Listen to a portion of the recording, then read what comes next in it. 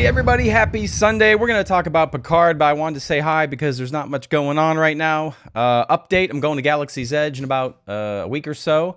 And I did get new Marvel Legends, but no one cares. But there they are. And I'm playing Fortnite, and I'm trying to unlock my stretch goals. And I think I have like a few more days. I think February 20th is the new season. So that's what's going on in Everyday Eric's world. But let's talk about Picard before I forget to. Because I saw it a couple days ago. Episode 4. Is it a bore? No, it's not a bore. It could be the best episode yet because it's directed by Jonathan Frakes. Yes, Jonathan Frakes, number one, number two. Yeah, so it's a great episode. I like it. How do I talk about this episode? So it's more background, but I think it's meaningful background. I think they could have took the last two episodes and kind of combined them. I like the first episode. This episode's nice. This felt like a Star Trek episode. We're going to pick up some new characters by the end of this episode. And two very good characters, some of the best, actually, are going to join the crew. So I got notes here that I cannot read. Yeah, good luck with that. We're going to make this one a little bit shorter. The episode's called Absolute Candor because that's what Romulans, particularly Romulans who are like non-assassins, I'll get to that in just a bit. If you ask them a question or for their help, they're going to use absolute candor, just very direct with their response. So yeah, I kind of like the title here.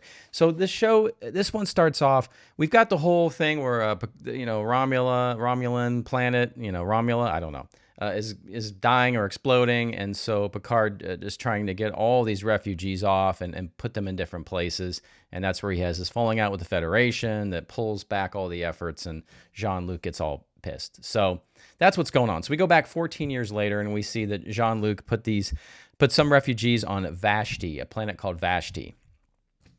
So there's these Romulans, and they like him. And there's nuns, and they are assassin nuns. And according to Picard, they are the most dangerous fighters in the universe. Okay, sure, we'll go with that. So they like Picard, and there's this little boy that hangs out with the nuns. I guess maybe adopted, I presume. And Picard takes him under his wing. We see Picard reading the Three Musketeers to him and teaching him some sword fighting, but then Picard gets a little bloop, bloop from Raffi. You've got to come back, and then so we learn that I guess Picard left and never came back. So now 14 years later, he's on his mission to go to Free Cloud to find Bruce Maddox. Right? I'm not sure, because we're trying to rescue Data's daughters and maybe find Data. So along the way to Free Cloud, he wants to go to this Vashti place, and it's a different place. They don't like him now.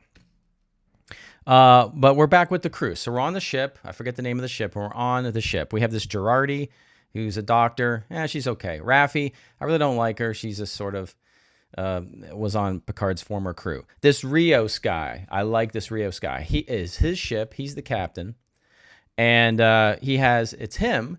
And he has his own personality, his Han Solo personality. And then now we learn we knew he had some holograms, like a hologram that was sort of a greeter, like, how you doing? And it's the same actor, but he's very prim and proper. At the end of the episode, we're going to learn that, like, there's another hologram that's like his gunner. And he's got long hair and he's crazy and he doesn't give a shit. And it's awesome. So I really like Captain Rios and all his holograms. That is kick-ass. Oh, the thing I wanted to get to.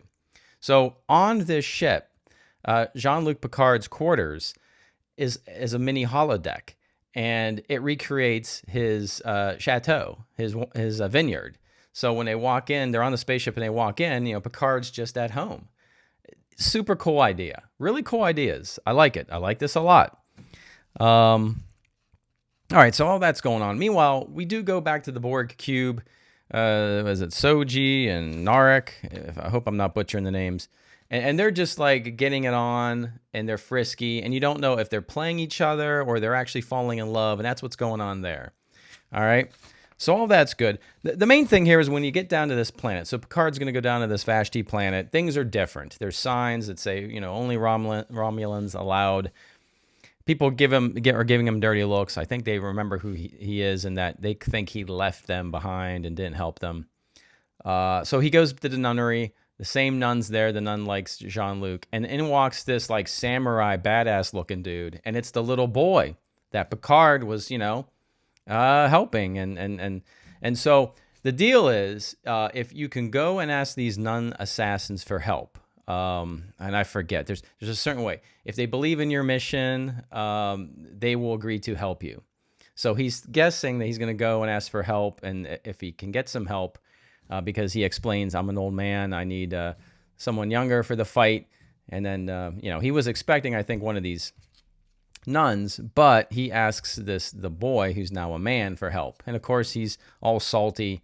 This man, he says, "You left me when I was a kid, blah blah blah." Okay. So Jean-Luc leaves. He thinks he didn't succeed, and he walks into this bar and starts a fight. And then these Romulans are about to kick his ass. They throw him a sword, and we see Jean-Luc trying to, he did a good job, for a second, do a sword fight. Of course, Jean-Luc's gonna get his ass kicked. And then this man, the samurai guy, what's his name? I just remember. Oh, I have his name somewhere here. I forget his Elnor. Elnor sounds like an elven name, a Lord of the Rings elven name.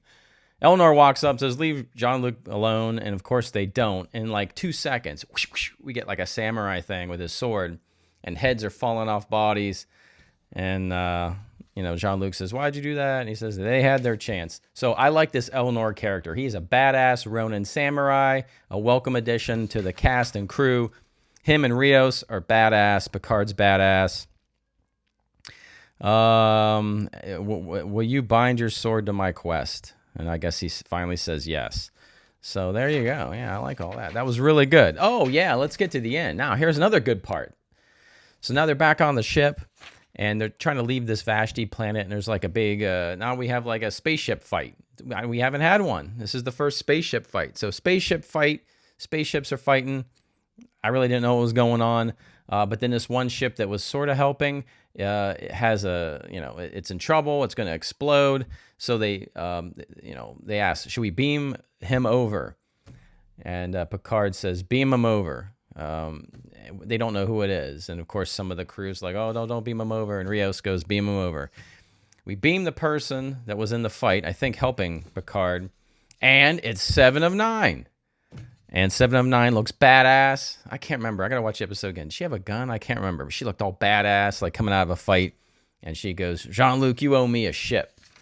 Badass. And the episode ends. I mean, it's a badass episode. So we finally have a kick-ass crew. We got 2 kick-ass members, 7 of 9, and this Elnor guy. That's all I need. And Rios. Girardi and Raffi can die in the next episode as far as I care. Anyway, it was really good. I really liked it. Going to Galaxy's Edge in again a couple weeks, doing some live streams that Thursday. I'll put posts up. So you want to subscribe, you want to ring the bell for notifications. Thank you for your continued support on this down season, January and February. And yeah, playing Fortnite. So jump on and play Fortnite with me because I got to get my stretch goals. All right. Everybody have a great day, a great night. And as always, I will see you on the new.